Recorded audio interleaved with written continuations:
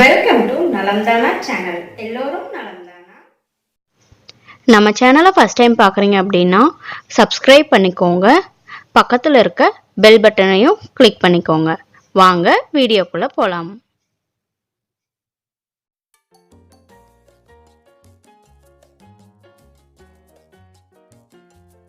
Hi friends, இன்றைக்கி வந்து பார்த்திங்கன்னா நமக்கு ஒரு பாயசம் செய்ய போகிறோம். அது என்ன பாயசம்ங்கிறது வாங்க பார்க்கலாம். நான் அதுக்கு என்னென்ன தேவையான இன்க்ரீடியன்ட்ஸ் எடுத்து வச்சுருக்கேன்னு பார்த்தீங்கன்னா, சர்க்கரை வந்து தேவையான அளவு நான் எடுத்து வச்சுருக்கேன். இதில் வந்து இப்போ 1 கப் இருக்குது. நான் இதில் வந்து தேவையான அளவு எடுத்துக்குவேன். முந்திரி, திராட்சை, இது வந்து ஜவ்வரிசிங்க, சின்ன ஜவ்வரிசி. நான் ஆல்ரெடி ஊற வச்சுருக்கேன். இது வந்து 1 கப் எடுத்திருக்கேன். இது வந்து நான் சேமியா எடுத்திருக்கேன். இது பாயச சேமியாவில் நார்மல் சேமியா தான். இது வரை ஒரு 1/4 கப் எடுத்திருக்கேன். பால் வந்து எடுத்திருக்கேன் 1 டம்ளர். இது வந்து பார்த்திங்கன்னா ஏலக்காய் தூள் எடுத்திருக்கேன். இதுதாங்க மெயின் இன்க்ரீடியன்ட்ஸ்.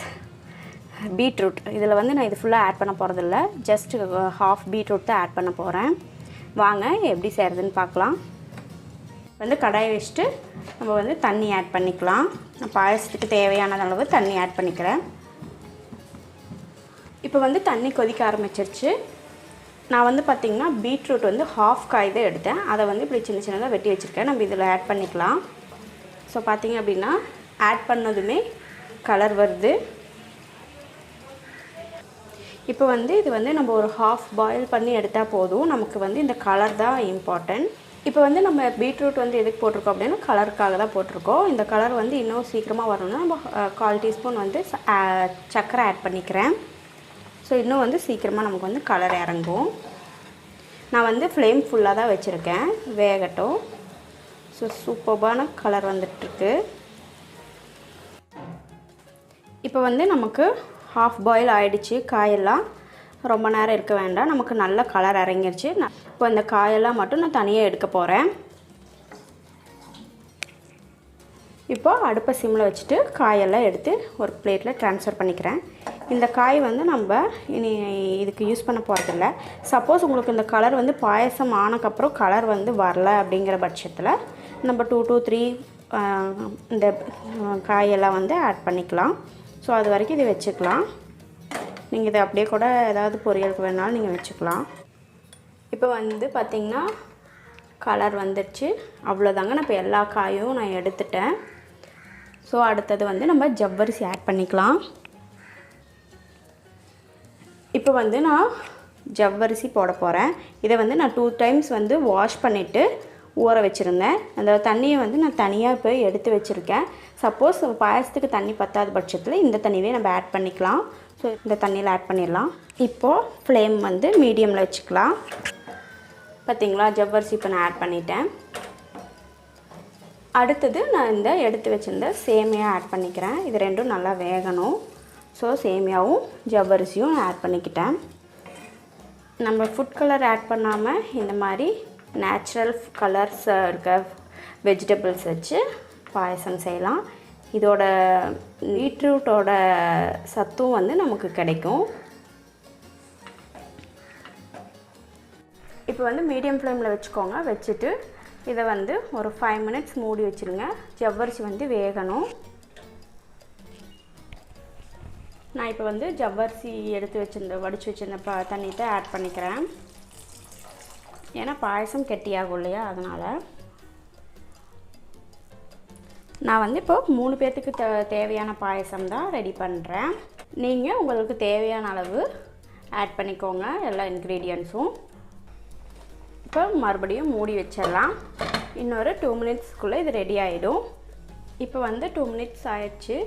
ஸோ இப்போ வந்து ஓப்பன் பண்ணி பார்க்கலாம். நல்லா கொதிச்சிடுச்சு. ஸோ இப்போ வந்து பார்த்திங்கன்னா கெட்டியாகிட்டு வருது.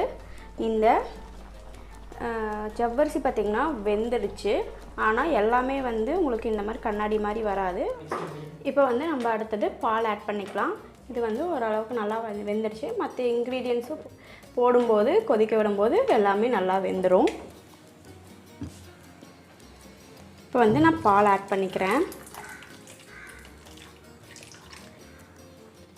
கலந்து விட்டுடலாம். அடுத்தது வந்து ஏலக்காய் தூள் ஆட் பண்ணிக்கிறேன்.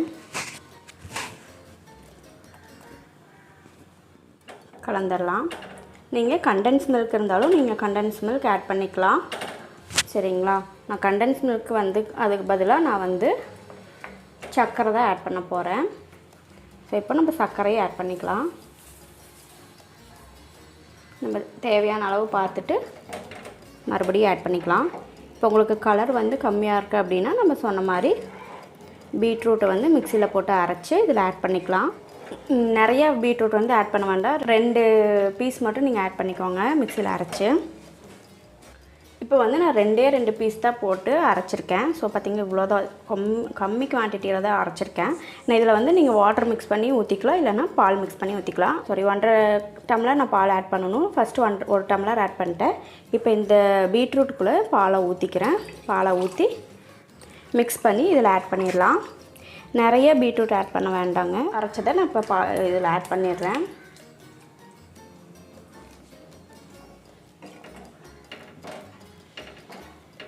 இப்போ வந்து கலந்துடலாம். நமக்கு வந்து கலர் நல்லா சேஞ்சஸ் கிடைக்கும். இப்போ வந்து ஒரு நல்லா கொதி வரட்டும். நான் வந்து ஒரு ஃப்ளேவருக்காக குங்குமப்பூ ஆட் பண்ணிக்கிறேன். இது வந்து ஆப்ஷனல் தான், உங்கள்கிட்ட இருந்தால் ஆட் பண்ணிக்கலாம், இல்லைன்னா விட்டுறலாம், நோ ப்ராப்ளம். ஸோ இதுவும் கொஞ்சம் கலர் கொடுக்குங்க. ஸோ பார்த்திங்கன்னா கலர் இறங்குது.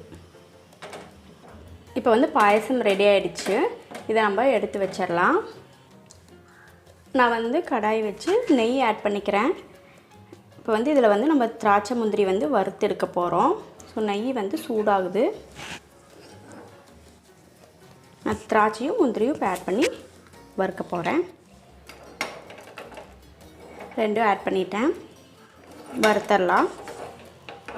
மீடியம்லேயே வச்சு வறுத்திங்கன்னா சீக்கிரம் கருகாது. திராட்சை வந்து இப்படி பலூனாட்டம் வந்துடும். இப்படி பலூனாட்டம் வந்ததுன்னா வணங்கிடுச்சுன்னு அர்த்தம். ஸோ நம்ம முந்திரியும் வணங்கிடுச்சு. இப்போ வந்து இதை எடுத்து நம்ம பாயசத்தில் வந்து கொட்டிடலாம். முந்திரி திராட்சை வந்து ஆட் பண்ணிக்கிறேன். மிக்ஸ் பண்ணிடலாம். இதை செஞ்சு பாருங்கள், இது டேஸ்ட் நல்லாயிருக்கும். நாங்கள் எங்கள் வீட்டில் அடிக்கடி செய்வோம். இந்த வீடியோ உங்களுக்கு பிடிச்சிருந்தா நம்ம சேனலை லைக் பண்ணுங்கள், ஷேர் பண்ணுங்கள், கமெண்ட் பண்ணுங்கள். தேங்க்யூ.